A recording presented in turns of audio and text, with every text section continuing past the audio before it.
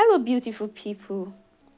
Today I am going to share with us in this video how I made this delicious banga soup.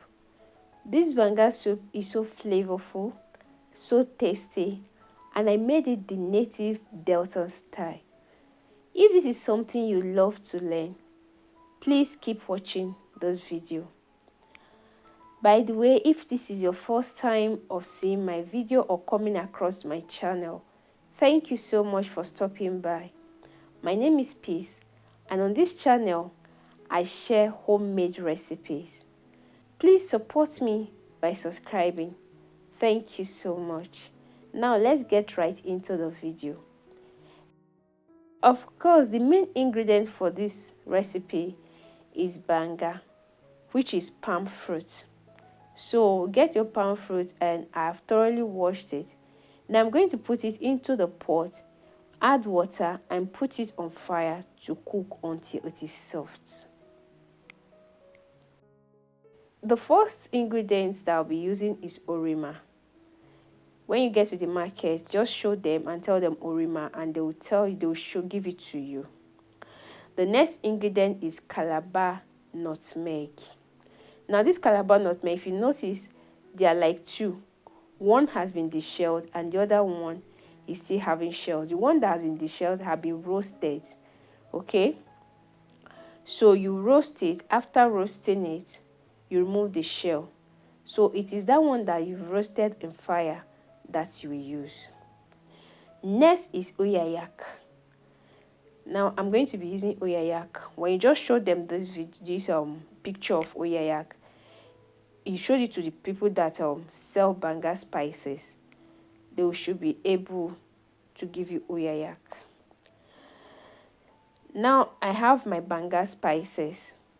These banga spices, you can just get to where they are selling banga things and tell them you want to buy banga spices, and they will give it to you.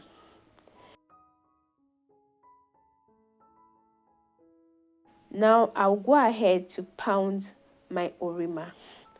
Please, I am using mortar because this is what I'm used to. Okay, this is what I'm used to. Yes, so you can feel free to use your blender. Please, you necessarily don't have to be like me. You don't need to use mortar if you don't want to, but hey, this is how I know how to do it for now. This is after that I am going to pound the calabar nutmeg. I'll pound it until it becomes smooth, and I will set aside also.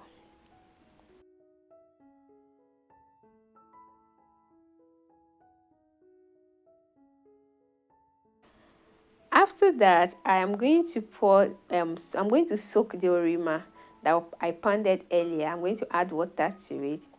This is to make sure that everything, the spice, dissolves in water, and afterwards I'm going to decant it. Then back to our banga, I'm going to check whether the banga is soft. How do you know that the banga is soft? When you press it, it's going to be soft. The nut will be soft. The flesh will be soft. Yes, that's how you know that it is cooked. So you can see now I'm checking that it is cooked. So I'm going to transfer it into a mortar, and I'm going to pound. Again, you don't have to use mortar like me. You can use your food processor if you have. And if you don't have banga, you can use banga concentrate, the one in can. But because this is readily available where I am, so I prefer to use this palm nut fresh from farm. So I'm going to pound it until the whole skin is kind of going off from the nuts, just like I'm doing. Just watch what I'm doing. Okay, yes, so that's it. So if you notice, it is now looking different. So this is the texture that we are looking for. So this is how you pound it, or your food processor will do it for you until it turns like this. So now I'm going to pour hot water over it so that I can transfer the banga. I can get the banga extract from that, the pulp from the fiber. So it's very important to use hot water so that you'll be able to extract as much pulp as possible. If you use cold water, you might not really get your desired result. The pulp might just end up sticking to the fiber. So you have to use hot water, or at least water that is a bit hot, that your skin can tolerate when you dip your hand inside. So right now I'm just extracting it. After that, I'm going to pass it through the sieve to get the liquid out. So we are not using the fiber or the shaft, what I don't know how I'm going to call it. So I'm going to repeat the process of pouring hot water in the banga until I extract enough juice or enough pulp that I'll be needing to cook my soup. So please, at this stage, if you have watched to this stage, please do well to subscribe to my channel. If you've not, I am begging you. Thank you so much. After that, now I'm going to set the pot on fire. Please, if you notice, I changed pot. I transferred the banga into a bigger pot. Now when I put it on fire, I am decanting that oroma that I soaked inside. So I'm pouring it. Please don't, I'm not going to add the shaft. Don't add the shaft of the oroma. I just need the water. That's what I added. Then I added the calabar nutmeg into it. After which, I'm going to cover and allow it to start boiling.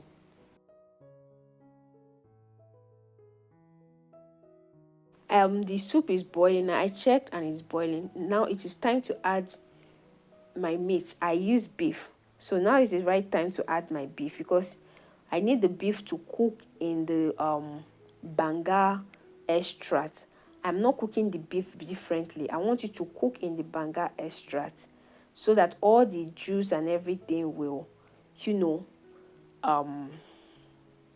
we enter into the banga. So I'm adding my uyayak into it. I added my pepper. So, and I'll cover back and allow it to continue boiling. So after about 30 minutes, I opened it again, and this time I'm going to add seasoning cubes. I will add seasoning and salt. Please, banga only requires the native seasoning, bouillon cube, and salt. Please don't add curry, don't add thyme. So after which, I will now cover and allow it to continue boiling. Now you can see that the banga is getting thick. The soup is getting thick. So at this stage, I introduced my fish, and so that the fish can cook in the soup. If you notice, I didn't boil the fish. I introduced the fish raw like that without boiling it separately. So it's going to boil in the banga soup. I added my cow skin, which is omo, and I added some snails too. After which, I covered and allowed it to continue cooking.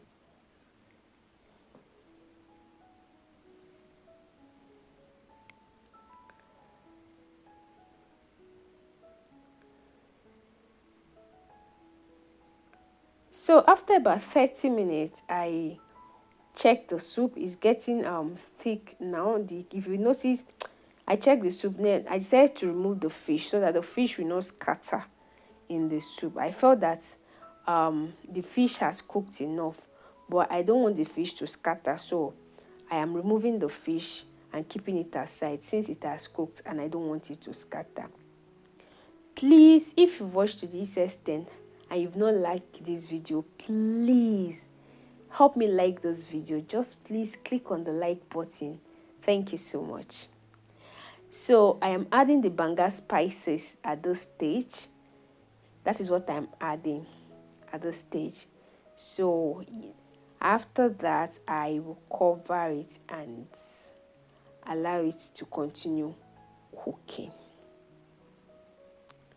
So before I covered it, I checked for salt and I found out that it was not having enough salt. So I adjusted the salt by adding more salt and more bouillon cubes. I stir and just cover for it to continue cooking.